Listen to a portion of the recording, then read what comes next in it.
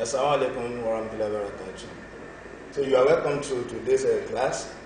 Don't forget our last class, we stopped at question 11b2. And today we're going to continue from where we stopped the other time. That we are going to start from 11b3. So before I start giving the solution of all these questions, so I will first read out the questions so that you first understand what the questions are trying to say before we lay our hands on them. So don't forget, anytime you are solving a physics question, I always told you people, especially the calculations, you just have 3 main steps. 3 main steps, that is your formula, the correct substitution, final answer together with the correct unit. Those are the 3 main steps. Now, let's check the first question here, that is 11b3. Now, the question says that an object of mass 25 kg moving at 15 meters per second collides with another object of equal mass at rest. If the 2 objects move up together after the impact, calculate their common velocity. I repeat, an object of mass 25 kg moving at 15 meters per second collides with another object of equal mass at rest. If the 2 objects move up together after the impact, calculate their common velocity. Now, if you are very common with your note, you see that this question is under the principle of conservation of linear momentum, which says that in an isolated or closed system, the total linear momentum of a body remain conserved or remain the same. Or in the system of colliding bodies, the total linear momentum of the bodies must equal to the total linear momentum before collision must equal to the total linear momentum after the collision. So from that principle, we are going to apply that principle states that M1 U1 plus M2 U2 equal M1 V1 plus M2 V2. This is the mathematical statement or expression for principle of conservation of linear momentum. But if you check this question, you can say that if the 2 objects move off together, that is, they collide after the collision, they stick together and move as a unit.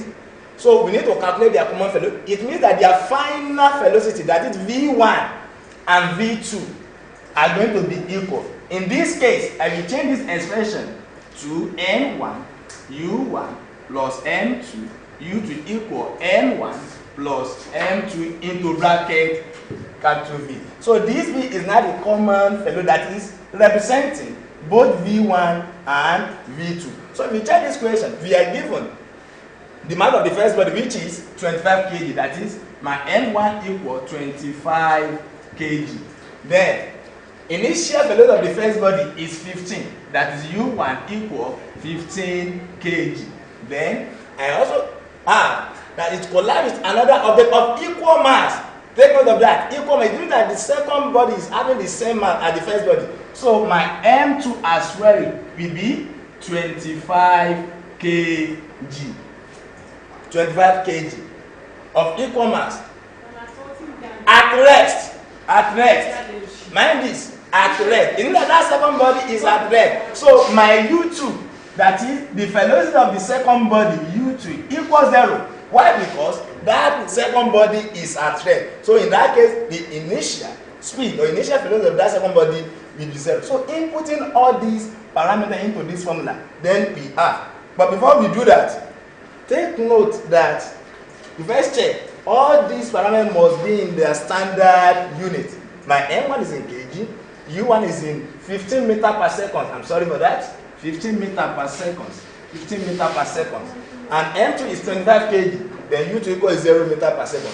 For instance, if you have M1 to be 25 kg, then M2 is in gram. You need to convert that of gram to standard, which is what? Which is kg. But here, you don't need to convert anything. Then let's substitute into this formula. So I have 25 multiplied by U1, which is 15, plus my M2, which is 25, multiplied by U2, which is 0.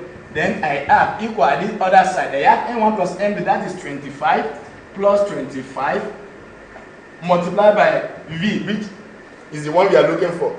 So if you use your calculator to find this and make V the subject of formula, our V is going to be equal to 7 7.5 meter per second. 7.5 meter per second. 7.5 meter per second. Now, let's go to the next question, which is 11C1. 11C1. So the question says that state the conditions for equilibrium of a body acted upon by parallel coplanar forces. State the conditions for equilibrium of a body acted upon by parallel coplanar forces. What are parallel coplanar forces? So if you check the topic we did in SS2 under the equilibrium of bodies, where we discussed the parallel coplanar forces. Parallel coplanar forces are those forces that their actions lies on the same plane. Forces that lie on the same plane are called parallel coplanar forces. Now we have two conditions for that. The first condition is the condition for force, and the second one is the condition of moment. That first one, which is condition of force, states that the algebra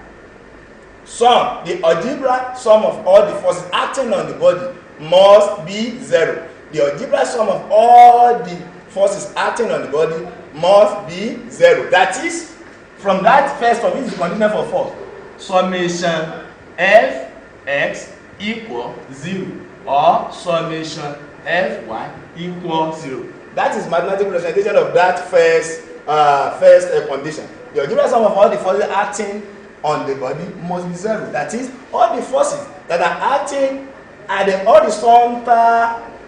horizontal component sum up to 0, or all the forces acting vertically, that is on vertical component, must be 0. In other words, you can also say that the total forces acting to the left hand side of a body must equal to the total forces acting to the left hand side. The two forces for a body to be in a state of equilibrium, the two forces acting at the both sides must be equal to each other, or the total upward forces must equal to the total downward forces. That's the meaning of this summation Fy equal 0. So let's go to the second condition, which is a condition for moment. The condition for moment says that the algebra sum of the second one, which is moment. That's the condition of moment. The algebraic sum of all the moment of a force acting on the body must also be 0. The algebraic sum of all the moment of forces acting on the body must also be 0. Or you can still restate it in this manner, that the total clockwise moment acting on the body must equal to the total anti-clockwise moment acting about the same point. I repeat, the total clockwise moment acting on the body must also equal to the total anti-clockwise moment acting on the body about the same point. That is, that from that definition, from that principle, from that condition, we have that clockwise moment Cm equal anti-clockwise moment. This is the second condition for a body to remain in the state of equilibrium. Don't forget, we have two conditions for that: the condition of force and the condition for moment. So let's go to the next question. That is C2. Question C2. Question C2. Question C2. Differentiate between Archimedes' principle and the principle of flotation. Differentiate between Archimedes' principle and the principle of flotation. Now, if you check the equilibrium of bodies in fluids, so it's under that topic we treated Archimedes' principle and principle of flotation. What is Archimedes' principle? Archimedes' principle states that the body is totally or partially immersed in a fluid, liquid or gas.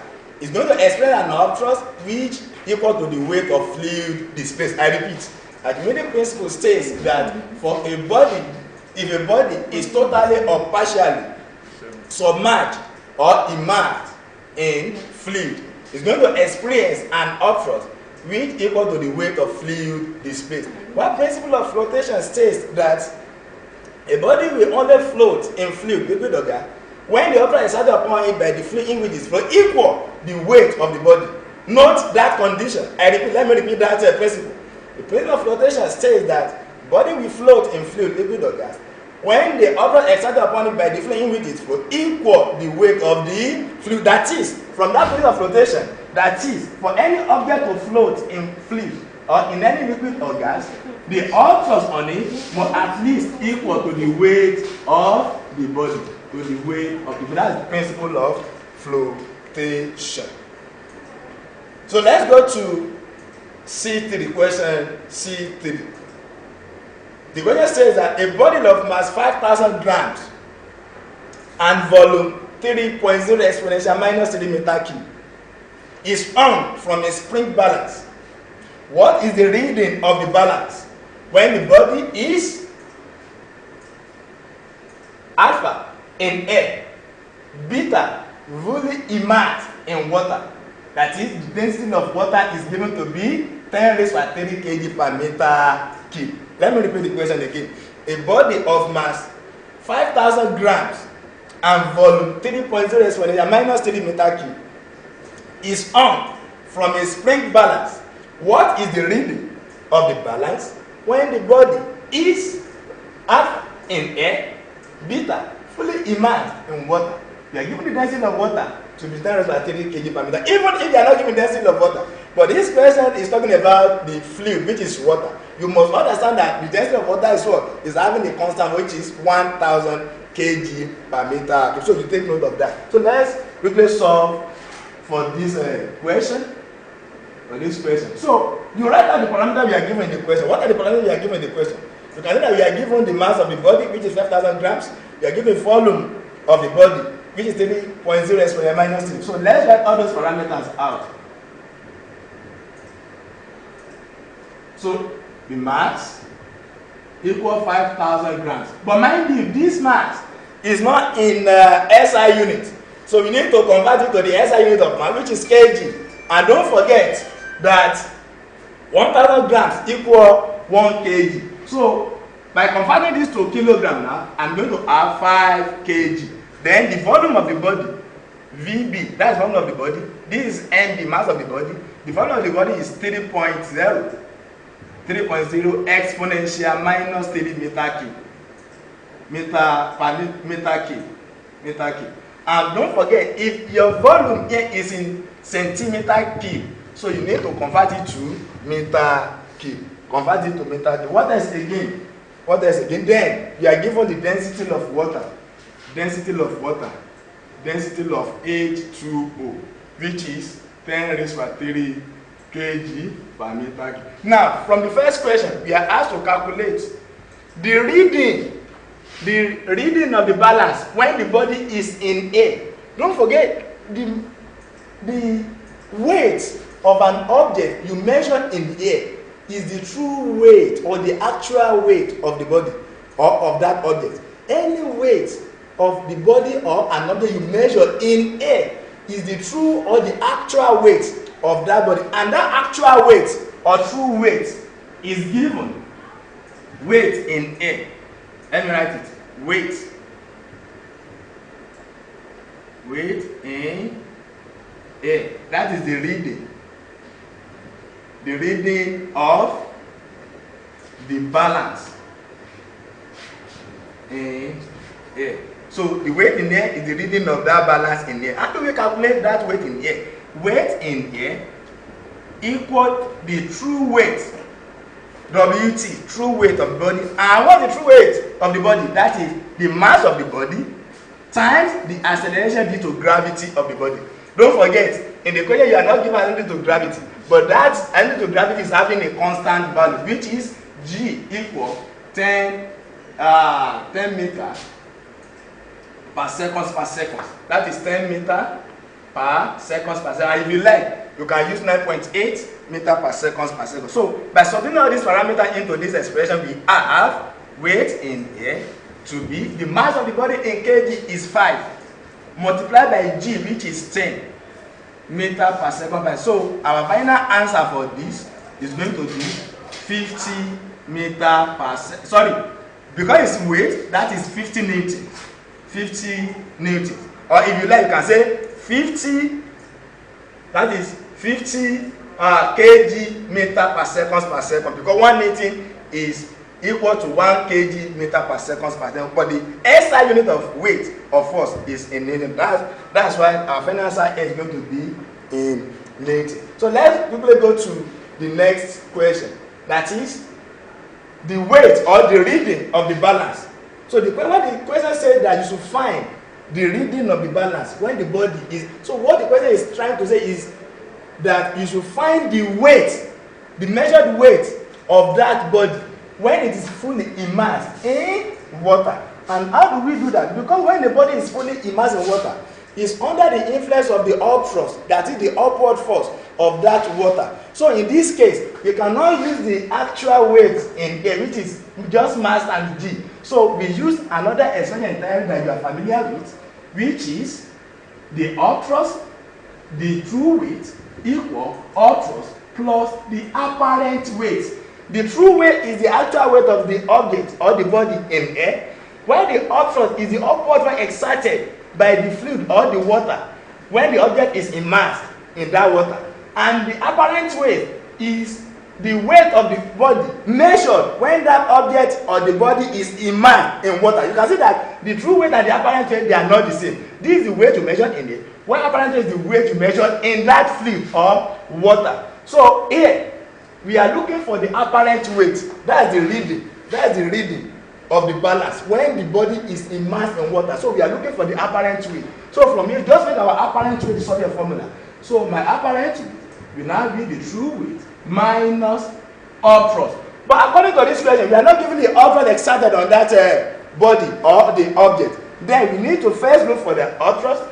Then our true weight has been calculated. Then we now subtract the two values. How do we find our upthrust? Don't forget, the upthrust depends on the density of the liquid in which the object is being immersed time the volume of the object immersed multiplied by accelerated to gravity. Now from here, the object is immersed in water. Then we use the density of water, which is 1000 multiplied by the volume of the object immersed. Don't forget, the question says the object or the body is totally, it's not a spring balance. Yes, it's fully immersed. That is totally immersed in water. That means the entire volume of that body is immersed. So the volume of the body immersed is going to be the volume of the object that we are given, which is 3 times 10 raised to the power of minus 3, and times G, which is 10. So we find our upthrust from here. Now, when the body is partially immersed, the question can say you should find, or what's the reading of the balance when the body is maybe 2/3 immersed in water. In that case, how do we find the volume immersed? You just find the 2/3 of the entire volume of the object. But because the question has told us that the object is fully immersed, then we use the entire volume of the object. So, solving for this now, we are going to have our upthrust is going to be this 1000, this is going to cancel out, then I have 30 Newton. Therefore, it's very easy for me now to find the apparent weight. Which is going to be this 1000. Cancel that minus 3. Cancel that. I have 3 times 10. That's 30 Newton. Don't write on that. So my upthrust there is 30 Newton. Then we now substitute both the true weight and the upthrust into our expression or the formula. And don't forget, I said the formula for apparent weight equal true weight minus upthrust. So my apparent weight, the true weight is 50 newtons minus upthrust, which is what? 30 newton. My apparent weight therefore is now 20 newton. So you take note for that.